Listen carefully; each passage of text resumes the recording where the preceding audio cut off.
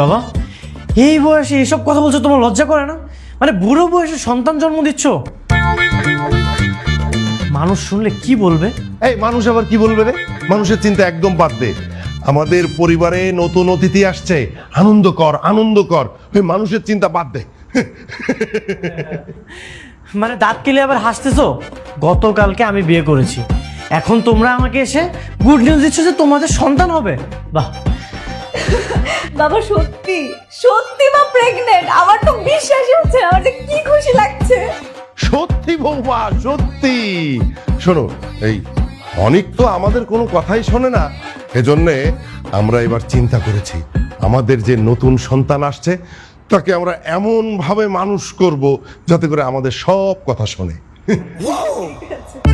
একটা না, এবার 10টা সন্তান জন্ম দাও, ক্রিকেট টিম বানাও একটা। বাবা এত খুশির